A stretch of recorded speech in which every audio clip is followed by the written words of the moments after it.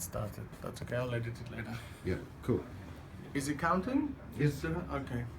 I'm getting really hot And flash. because my camera just stopped working, and we're gonna do this on the iPhone. But I'm very happy because I'm being very Aussie here in Kyiv with Isaiah Fibres. Hello. How you going? I'm very well. How are you? I'm good. We are so proud of you. Thank you. That's good to hear. How does that feel? Do you feel like you have a bit of a burden? Because we love, participating in sport and competitions. Oh, well, I think it's great that I'm a part of Eurovision this year, and I've always, dreamed about being on the world stage. So I think it's great that now, at the age of 17, I can do that. So it's awesome. It's not just you on the world stage; it's your face all over the arena. Tell me about that. What's the staging? By now, a lot of the fans have seen that when Isaiah is presenting his song on the arena, his face is changing in the background rather than having dancers and drag queens and cannons. Yeah, but why are we doing that? What does it symbolize? We wanted the whole staging experience to be like a journey for the audience. We wanted them to see the internal struggle. There's a shot in the performance where the camera zooms in onto my eye, and it's Zoom in into his eye. That's kind of like a a metaphor kind of thing to what's going on inside my head. We wanted the staging to link back to the song and the lyric about struggling but also being resilient. And as I walk on the turntable thing, that kind of symbolizes also struggling to push forward. But then on the big note of the song, and when all the pyro comes down, it's kind of like a breakthrough, and that's when it's really joyous, and I start smiling and I walk off stage.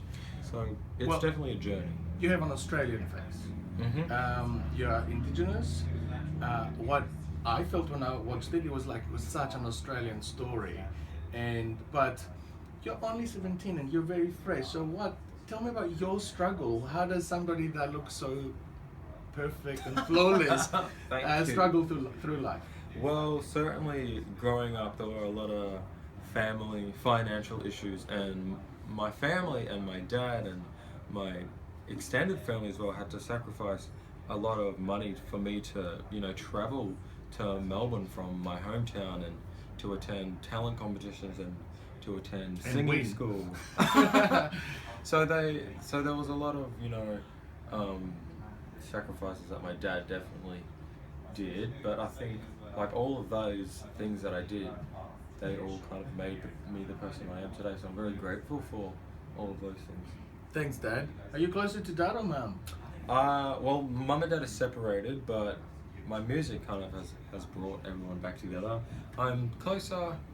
There are a lot of things that I'm close with my dad, and then there's a lot of things I'm close What do you look like?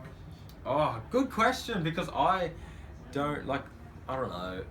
I think a lot of people say my mom, but then a lot of people say my dad. But then I can't really see it in both of them. I think I'm just kind of just me. When we talk about art, because we met in Melbourne as well, you become these really serious artists. Yes. But you're so young. So do you have fun? Of course, I have fun. Are you having fun in Kyiv? I'm having so much fun in Kyiv. I've been to the Motherland statue, which is this massive statue. I think it's taller than the Statue of Liberty. So I climbed to the top of it, and I poked my head out, and I think I posted on my Instagram photos of the view. It was incredible. And I went to a school, and I did a little appearance. He went to school. But not to study, but But he's actually not going to school right now, so that's why I'm laughing. Yes. And the kids, they gave me this huge welcome. There was all these TV people recording, and it was really cool. And also I went to the Golden Gates and these churches. So I've been to a few places in Kyiv. I know when I was your age that I always wanted to leave the group and do my own thing, and you managed to escape the SBS delegation and go do something by yourself. I think. Oh, actually, they're not listening. No one's listening. No, I think for me personally, I have been on walks around the area, but with like the school and think the delegation have been with me. But they're a great delegation. They're so fun. They make everything so fun, and it's great to have them with me, and they've been really good support as well. Tell me, what would you be happy with? Would you be happy if you win, if you do us proud, if you just sing well? What is your goal? I'm already like kind of on top of the world now, because I think winning is like, for me, the win is representing Australia. I think that's such an achievement. But in terms of where I place in the competition, I don't know. I think I would be really happy with like top 10. Like so happy. I'd be like over the moon with top 5. Come closer, because there's a lot of people in the room and we're getting a lot of interference. I'd be so happy with top 10. Really, really happy with top 5, and then anything like in the like 1, 2, or 3, I would be like. I want you to tell Europe why you should get their 12 points. Europe, I think you should. Oh, I think I should get. Well, I don't want to say I think I should get, but I think you should get. You should get. Maybe you should vote for me, because I put a lot of emotion and I really connect to my music, and hopefully I can connect to you guys, and hopefully you guys will vote. And and I think I want to do this for all the young people out there who have a dream and who have been knocked back, and I just want to be a role model, inspiration for all young dreamers out there. And for Australia, what should your Australian fans expect over the next 6 months? What's your plans?